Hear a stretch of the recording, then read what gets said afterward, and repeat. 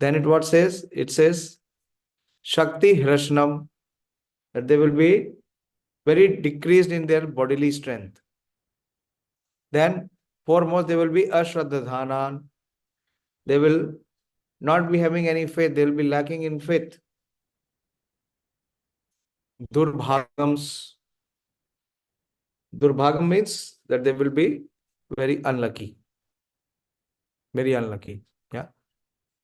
So after seeing all this, after seeing the situation that the age of Kali is the age of deterioration, and there will be mass degradation of those who will be coming in this age of Kali. So what Srila Vyasadeva did from verse number 19. Let us begin. Cātur-hotraṁ karma śuddhaṁ prajānāṁ vīkṣya vaidikam vyadadhād yajña-santatyai vedam ekaṁ catur-vidham. So what is the first thing Srila Vyasadeva did? He saw that the sacrifices mentioned in the Vedas were means by which people's occupation could be purified. And to simplify the process, he divided the one Veda into 4 in order to expand them among men. This is the first thing that he did, that he divided the Vedas, which was 1, into 4. Why? In order to expand them. And also to give the benefit of the Vedas by which people's occupation could be purified. The Prabhupada says in the commentary that formerly there was only one Veda of the name Yajur. So this is the principal Veda, Yajur Ved. And the 4 divisions of sacrifice were there specifically mentioned. But to make them more easily performable, the Veda was divided into 4 divisions of sacrifice just to purify the occupational service of the 4 orders. We all know the 4 orders, Brahmana, Kshatriya, Vaishya and Shudras. Above the 4 Vedas, namely ṛg-yajuḥ-sāmātharvākhyā and Arthava, there are the Purāṇas, the Mahabharata, Samhitas, which are known as the 5th Veda. Srila Vyasadeva and his many disciples were all historical personalities, and they were very kind and sympathetic towards the fallen soul of this age of Kali. As such, the Purāṇas and the Mahabharatas were made from related historical facts which explain the teachings of the 4 Vedas. So as it is mentioned here, that the Purāṇas and the Mahabharata, it explains the teachings or the aphorism which is there in the Vedas. There is no point in doubting the authority of the Purāṇas and Mahabharata as parts and parcels of the Vedas. In the Chandogya Upanishad 7.1.4, the Purāṇas and Mahabharata, generally known as the histories, are mentioned as the 5th Veda. So Mahabharata is also called as the 5th Veda. So these 4 Vedas, remember that the Yajur Veda is the principal Veda. From Yajur Veda, Ṛg, Yajuḥ, Sāma and Arthava. So 3 more divisions were made. Ṛg, Sāma and Arthava. Many places it is written that it was previously 3. Ṛg, Yajuḥ and Sāma, and Vyasadeva classified into 4th, which is the Arthava.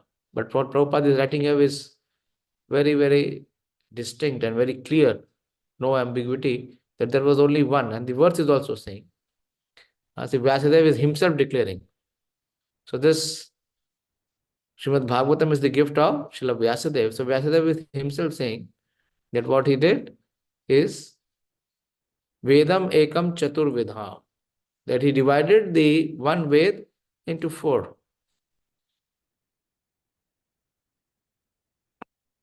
And Mahabharata is considered to be the 5th Veda. According to Srila Jiva Goswami, that is the way of ascertaining the respective values of the revealed scripture.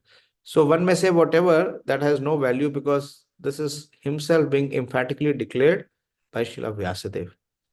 That what he did, in order to expand them amongst the men, he divided one Veda into 4. And what was the purpose?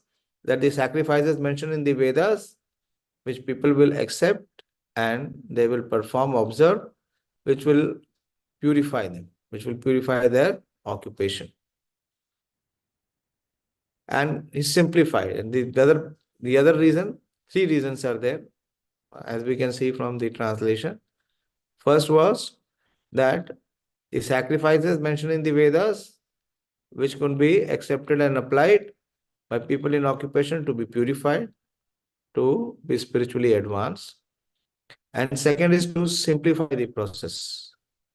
And fourth is to spread or propagate them amongst the men, to expand them. Okay, next verse. ṛg-yajuḥ-sāmātharvākhyā vedas catvāra uddhṛtāḥ itihāsa-purāṇaṁ ca pañcamo veda ucyate. So the four divisions of the original sources of knowledge, the Vedas, were made separately. But the historical facts and authentic stories mentioned in the Purāṇas are called the fifth Veda. Prabhupada does not give any purport to this. So this is just an information to what Srila Vyasadeva did. Tatra ṛg-yajuḥ-sāmātharvākhyā samago jamani kavi vaishampāya evaiko nishnato yajña-santatyai. This is talking about the various disciples of Srila Vyasadeva. As Prabhupada mentioned before, that Vyasadeva and his disciples, that both Srila Vyasadeva and his disciples, they further explained the teachings. So it is now mentioned about the disciples of Srila Vyasadeva.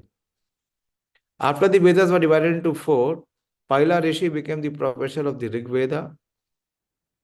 Jaimini became the professor of the Sama Veda, and Vaishampayan alone became glorified by the Yajur Veda. Prabhupada says that the different Vedas were entrusted to different learned scholars for development in various ways. So that objective has already been mentioned. What was the purpose of division? So that it was to expand amongst the men, and people would be able to take the advantage of accepting the sacrifices mentioned and integrate them in their occupation so that they can be purified, they can advance.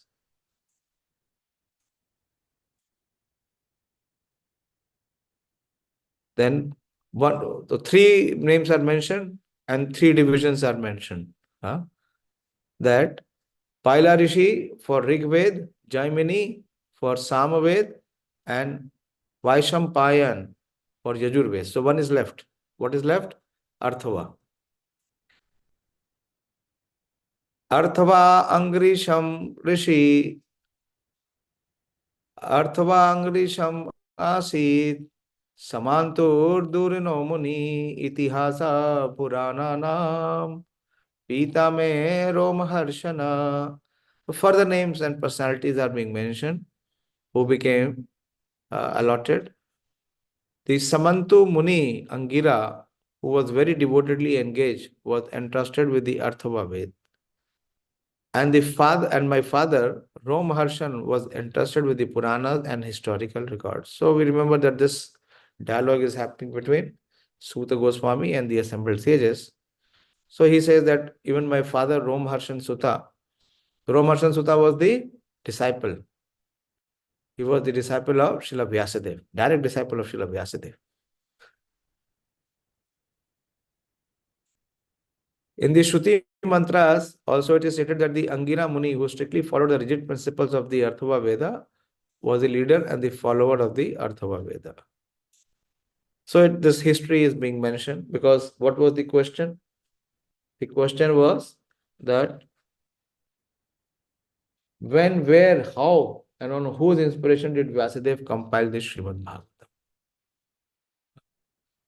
Ta eta rishayo vedam swam vyasana anekada shishya parishishyastak shishyer vedaste sakhino bhavan.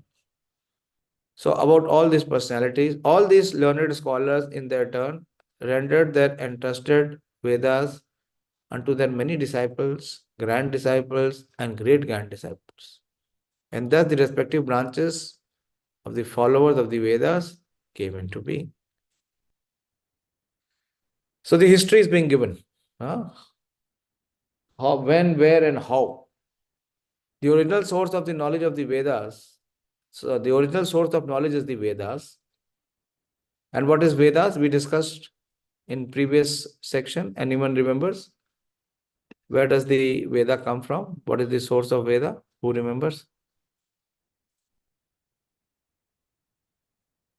In one of the purports Srila Prabhupada was mentioning, we read it. From where does Vedas emanate? No one remembers. Yes, Madan Prabhu? From the Lord himself. How? Ravinder? Hare Krishna Prabhuji. Yes. Breathing of Supreme Lord. Yes, the breathing of the Supreme Lord. It is there in Śrīmad-Bhāgavatam also and Śrīmad-Bhagavad Gita also. It is from the breathing of the Supreme Lord. The Vedas emanate.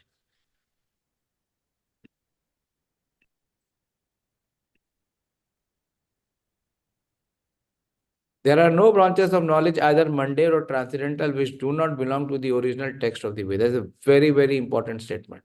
There are no branches of knowledge, if it is knowledge per se, either mundane or transcendental, which do not belong to the original text of the Vedas. So all source of all knowledge, either material or spiritual, the source is only one, that is Vedas.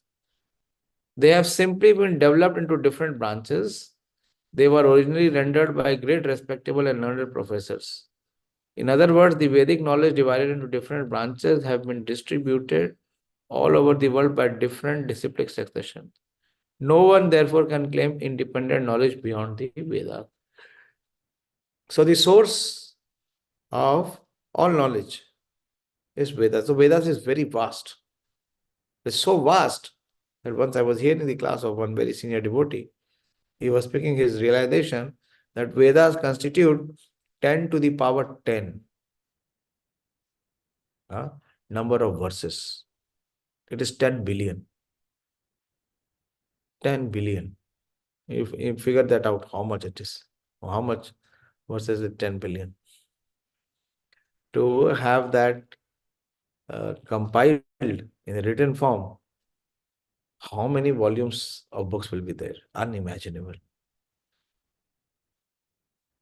So everything is coming from Vedas. The source of it, the root of it, of all knowledge.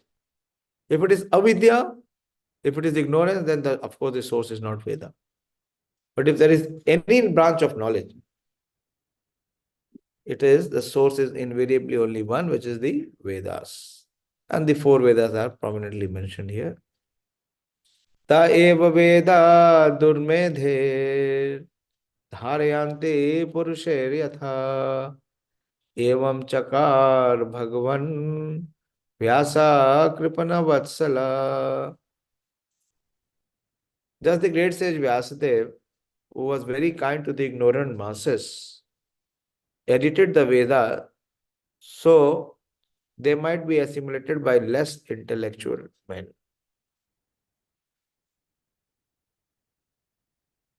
The Veda is one, and the reason for its division in many parts are explained herewith. The seed of all knowledge of the Veda is not a subject matter which can easily be understood by ordinary men. The Vedas are very advanced. It is in Sanskrit. It is in the form of aphorism. One may have to be a very prominent Sanskrit knower to be able to access or first read, and even one may be able to read Sanskrit or Devanagari. But how much is the understanding? So Prabhupada is saying here that the Veda is not a subject matter which can easily be understood by any ordinary man. There is a stricture that no one should try to learn the Vedas who is not a qualified Brahmana. This stricture has been wrongly interpreted in so many ways. Prabhupada says this is a wrong stricture.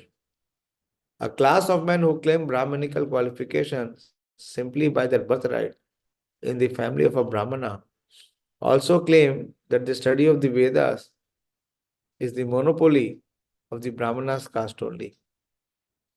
Another section of the people take this as an injustice to members of other castes. They do not happen to take birth in a Brahmana family. But both of them are misguided. The Vedas are subject which had to be explained even to Brahmaji by the Supreme Lord. The Vedas are the subjects which had to be explained even to Brahmaji. You all know the story, na? That Brahmaji himself on his own, he tried to 3 times study the Vedas very scrutinizingly and come to the conclusion, but he could not. So he was held by the Supreme Lord personally. So Prabhupada is saying that the Vedas are subject which had to be explained even to Brahmaji by the Supreme Lord. Therefore, the subject matter is understood by persons with exceptional qualifications of goodness. Persons who are in the mode of passion and ignorance are unable to understand the higher subjects, the subject matter of the Vedas.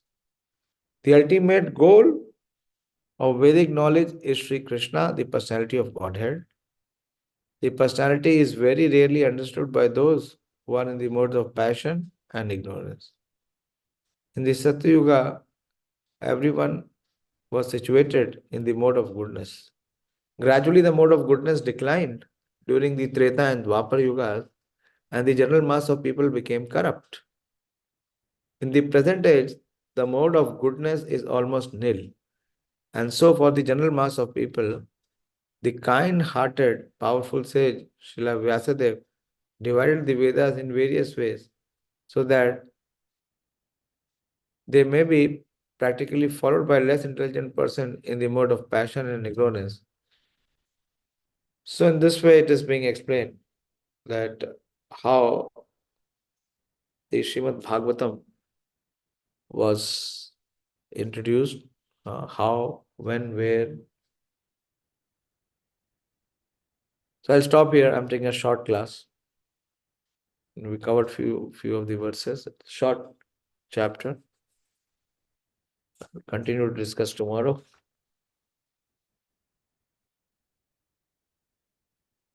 So the next section we will speak tomorrow.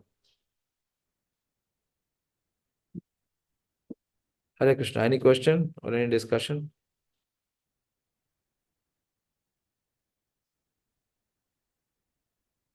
So far in Śrīmad-Bhāgavatam, what we have studied, are you all studying or not? Please find some time to study, to relish Śrīmad-Bhāgavatam.